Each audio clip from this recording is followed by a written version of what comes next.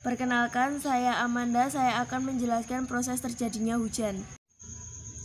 Hujan sebenarnya merupakan salah satu bagian proses cuaca yang disebut presipitasi.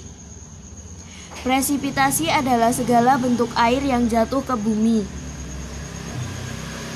Hujan dapat berupa air hujan, salju, dan batu es. Proses terjadinya hujan berawal dari sinar matahari. Sinar matahari menyebabkan adanya proses evaporasi dan transpirasi. Dalam proses evaporasi, air yang berada di bumi menguap karena panas matahari. Uap-uap air terangkat ke udara dan mengalami proses kondensasi atau pengembunan.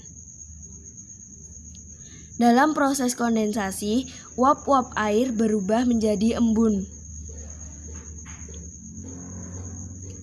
Akibat suhu di sekitar uap air lebih rendah daripada titik embun air. Suhu udara yang semakin tinggi membuat titik-titik air dari embun semakin banyak. Titik-titik air memadat dan membentuk menjadi awan. Perbedaan tekanan udara di langit menyebabkan pergerakan udara. Pergerakan udara disebut dengan angin. Angin menggerakkan awan yang membawa butir-butir air. Awan menuju tempat dengan suhu yang lebih rendah. Awan-awan yang terkumpul bergabung menjadi awan besar yang berwarna kelabu. Kondisi awan yang sudah jenuh mengakibatkan awan tidak sanggup menampung air lagi.